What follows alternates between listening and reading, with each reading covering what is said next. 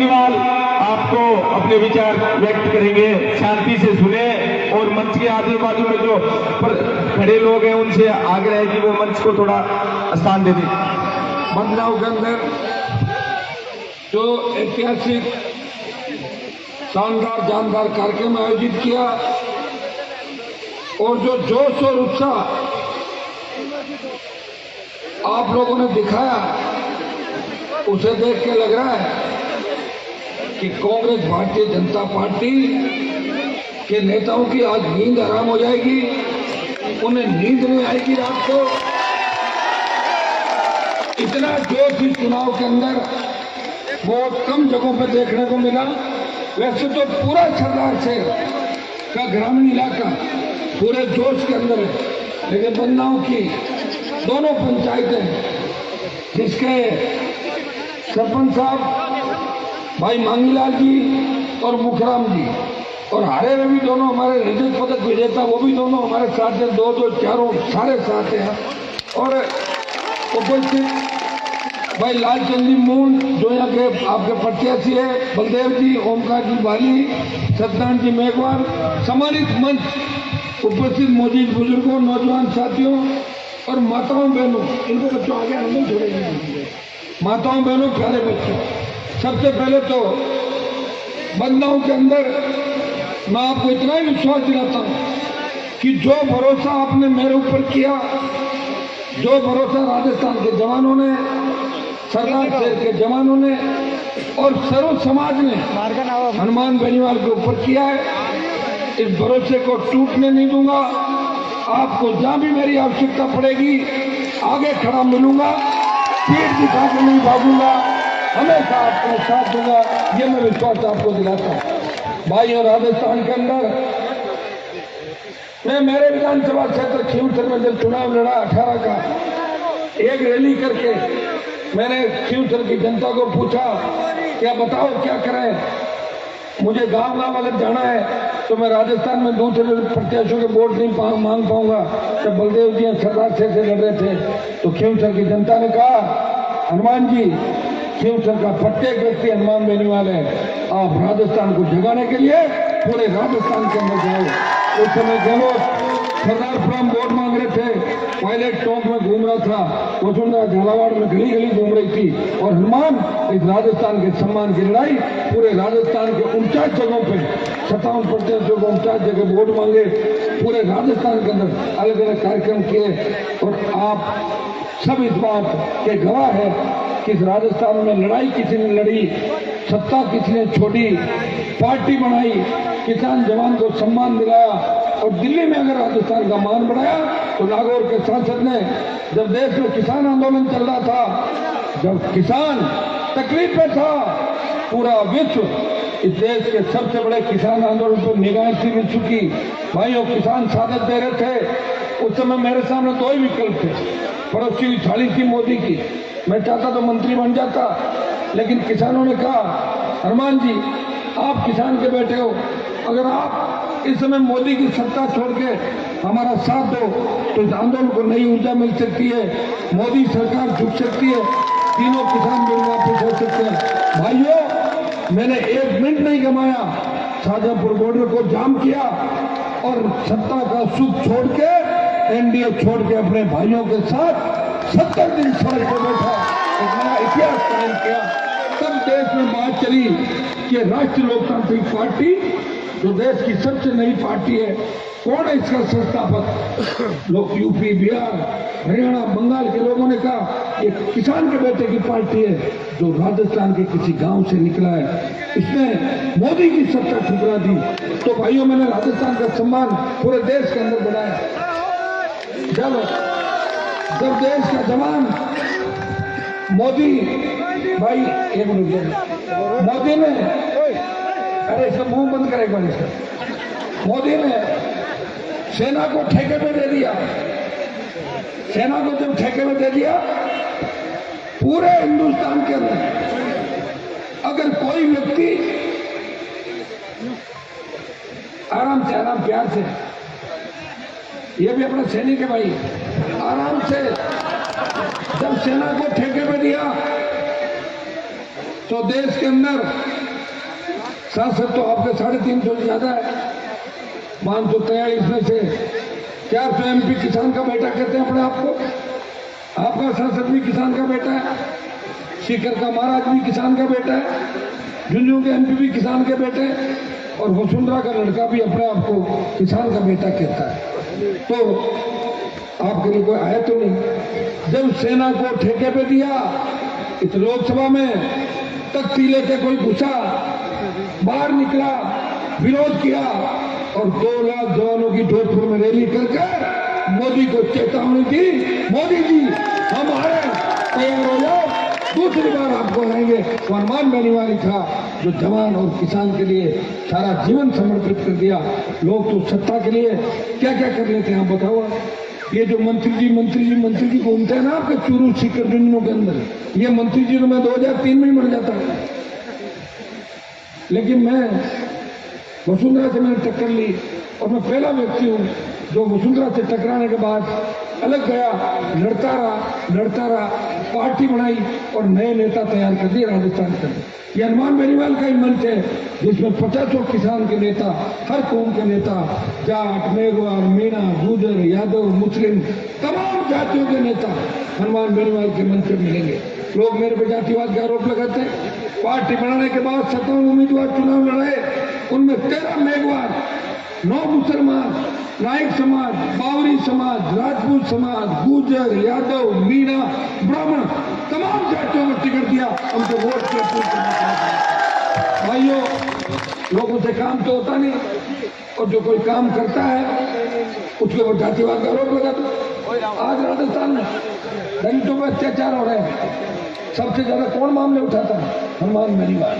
अगर मुझे याद कर लिया जाता है, वहां जाता हूँ, प्रयास करता हूँ और जय जयकार करवाता हूँ और पीड़ित को न्याय भी दिलाता हूँ। चूरू से लेकर तमाम राजस्थान के अंदर आपने मेरा संघर्ष हमेशा देखा है। और मेरी एक आदत है, बड़ी पंचायती मैं नहीं करता, और मुझे कोई छेड़ता है तो मैं उसको छोड़ता नहीं, और नहीं छेड़ता तो साइड को लेकर नहीं छेड़ता, मैं मेरा काम करता हूँ। इस मंत्रिमंडल में आधे से ज्यादा मंत्री मेरे से बात करके जीते हैं चुनाव, कि ध्यान रखिए। और बीजेपी में भी 1 दर्जन, अब मर्जी वाला 8 बार हार गया, 7 बार हार गया, चलो कर दो मदद करी। मुझे पता था मेरी तो सरकार बनने की है, मैं कोई सरकार बनाने के लड़ भी नहीं रहा था। मैं तो चाहता था ओंकार रैलियों के माध्यम से किसान का कर्जा माफ हो, फ्री बिजली मिले, टोल मुक्त राजस्थान, बेरोजगारी भत्ता, रोजगार, नागौर की धरती से ओंकार भरी। और बाड़मेर के अंदर जब पहुंचा तो 7 लाख जवान बाड़मेर में इकट्ठा हुए। वहां चूरू और सरदार शहर के जवान भी अपनी अपनी गाड़ियों से बाड़मेर पहुंचे थे। भाइयों, बाड़मेर की रैली का जब दृश्य देखा तो पाकिस्तान की ISI और पाकिस्तान में भी हलचल हो गई थी। इतने सारे बाड़मेर में क्या कर रहे थे, अटैक तो नहीं करेंगे पाकिस्तान को। ये हनुमान बेनीवाल की रैली का जलवा था। और जब बीकानेर पहुंचे तो बीकानेर पहुंचने के बाद डरी हुई वसुंधरा ने 50,000 नौकरी की घोषणा करी, स्टेट हाईवे टोल फ्री किए और 5 हॉर्स पावर की बिजली भी माफ करी बीजेपी सरकार ने। अपने आप थोड़ी करी, मेरे डर से करी थी। और मैं आज विश्वास दिलाता, चाहे OBC विसंगति का मामला हो, चाहे SC/ST के रिजर्वेशन की बात हो, बैकलॉग बढ़ने की बात हो, और ब्राह्मण बनियों के बच्चों को भी आर्थिक आधार पर आरक्षण की बात हो, तो हनुमान बेनीवाल ने सर्व समाज की पैरवी करी, किसी का विरोध नहीं किया। ये मेरी आदत नहीं है। अब लोगों को मैं सोता नहीं तो वो मेरे पास उसका इलाज नहीं, किसी के पेट में दर्द है तो टेबलेट ले ले, इलाज हो जाएगा। मैं तो क्या कर सकता हूँ, तो मैं लड़ूंगा मेरे लोगों को, मैं तो सब के लिए लड़ता हूँ। मुझे कोई बुलाता है, मैं जाता हूँ। और रोज आप देखते हो कि जब लोगों की हिम्मत नहीं होती फेसबुक पे या ट्वीट करने की, वह हनुमान बेनीवाल पहला नेता है जो हर व्यक्ति सर्व समाज के लिए अपील करता है। और हमेशा यह भी अपील करता है कि नौजवानों, नशे की प्रवृत्ति से दूर रहना है।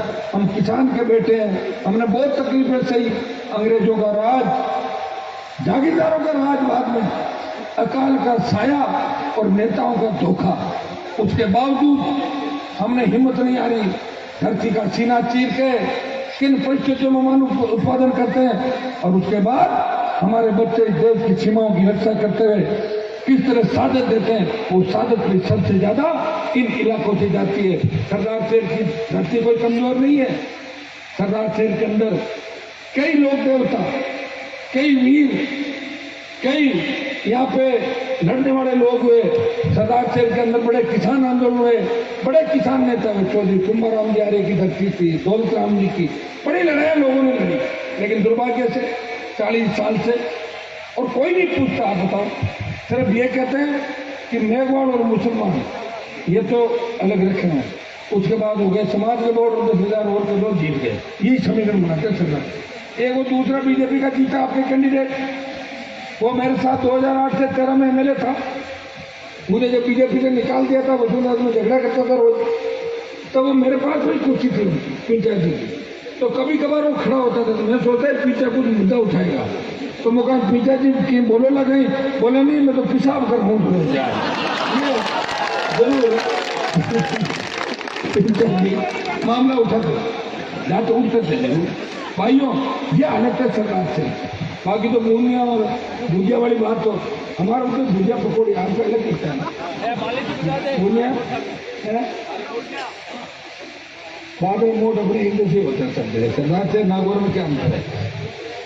तो ये बाली जी एक दिन आ गए, ये बात सही है। ये मेरे घर ही बैठे थे, तो ऐसे बात चल गई, बाहर बच्चे बैठे थे, सारे गाँव गुड़ तो नहीं, सरदार से कि सरदार से ना गोनिया भुजिया में चुनाव जीत जाओ, सही है। तो भाइयों, इस बार बदलाव करना है। कांग्रेस जीतेगी तो मैसेज जाएगा कि राजस्थान में जो रोज पेपर आउट हो रहे हैं, भ्रष्टाचार हो रहा है, अपराध बढ़ रहा है और जिस तरह का बदनाम राजस्थान हो रहा है, आप मोहर लगा दोगे कि गहलोत सही काम कर रहा है। कांग्रेस जीतने का मतलब तो यही होगा, गहलोत सोनिया को कह देगा मैंने कहा था ना सब ठीक चल रहा है, हो गया सरदार शेर के अंदर। और बीजेपी जीती कह देगी हमने तो संघर्ष नहीं किया, बिना जुनी का खेल चला, 4 साल में एक धरना नहीं दिया, एक प्रदर्शन नहीं किया बीजेपी ने। बीजेपी तो बिना दूल्हे की बारात है, कोई दूल्हा नहीं होता, बारात सजी हुई है, तोरण कौन मारेगा पता ही नहीं, 12 दूल्हे और एक लुटेरी दूल्हा, 13 लोग। तो भाइयों, उसके जीतने से कोई संदेश नहीं बता दिया मैंने पिता जी वाला। आरएलपी जीती तो संदेश जाएगा कि राजस्थान के जवानों ने सत्ता पे कब्जा करने का मन बना लिया है। राजस्थान का जवान और किसान राजस्थान की सत्ता पे कब्जा करना चाहते हैं, और इसकी शुरुआत सरदार शेर की धरती से होगी, बालाजी महाराज की धरती से। यहाँ का किसान जवान, आप जिस तरह जोश आपका दिख रहा है, मुझे लग रहा है राष्ट्रीय लोकतांत्रिक पार्टी की 5 तारीख को सुनामी चलेगी लोकतांत्रिक पार्टी। भाइयों, नया इतिहास बन जाएगा। सरदार से जीता दिया, 50 सीटों में फर्क पड़ेगा। 50 मारवाड़ तो पहले से ही तैयार है, मेवाड़ तैयार है, अलवर भोजपुर जयपुर तैयार है, सीटें जाएगी 100 पार। और ये गठबंधन हो गया ना आपका, जाट मेघवाल, जैन जाट मेघवाल मीणा मुस्लिम, तो दूसरे समाज भी तैयार बैठे हैं। इस राजस्थान में लोग तैयार है इस कांग्रेस और बीजेपी को सबक सिखाने के लिए। सर्व समाज के नेता तैयार है, हर कौम के नेता आने चाहते हैं। जो जनाधार वाले नेता है, मजबूत है, जो चापलूसी नहीं करते, जिनमें दम है, वो कांग्रेस और बीजेपी में रहना चाहते, वो मजबूती के साथ रहना चाहते हैं। समय के साथ हर नेता आपको आरएलपी के मंच पर दिखाई देगा, लेकिन आपका जो हमारा एजेंडा है वो ये वही एजेंडा रहेगा। आप सारा एजेंडा जानते हो, किसी के खिलाफ नहीं भैया, लोग हमें जानते ही, लोग नहीं जानते। लोग कहते हैं हनुमान जी जातिवाद करते हैं। अरे मैं जातिवाद कहाँ करता हूँ, मैं तो 2008 से उससे पहले के जाति नाम नहीं था क्या? जाति का फॉर्म भराते हो, जाति लिखानी पड़ती है, आरक्षण जाति के आधार पे और वोट का अधिकार सारा जो हुआ, तो हनुमान जातिवाद छोड़ लाया। मैंने तो जातिवाद को राजस्थान में खत्म कर दिया, बच्चों को एक नई दिशा दी, नया लक्ष्य दिया, उनको अपनी ताकत याद दिलाई। और लड़ाने का काम नहीं किया, भिड़ाने का काम नहीं किया।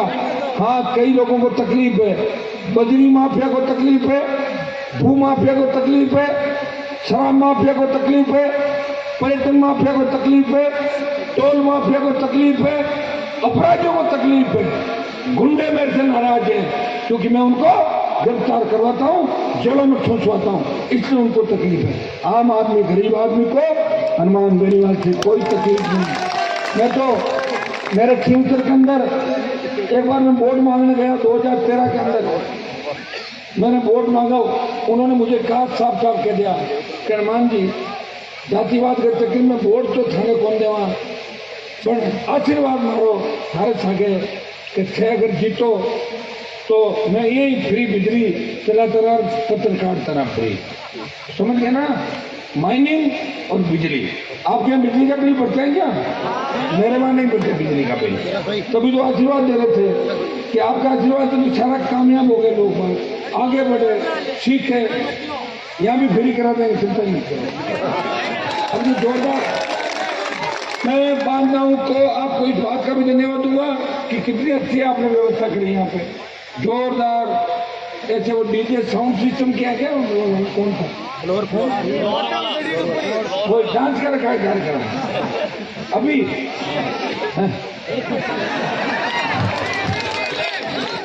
तुम एक शर्त रख दो, सुनो आज एक शर्त रखो, ये नेता तुम्हें रोज धोखा देते हैं, तुम एक काम करो, बोल दो कि वसुंधरा जी अगर डांस सिखाए तो हम वोट दे देंगे, झूठा ही नहीं। अरे मेरी बात तो सुनो, जब वसुंधरा जी नाच रहे उसके बाद कहना हमने तो मजाक करी थी, कम से कम बुला के डांस तो करवा लो, बाद में क्या कराओगे?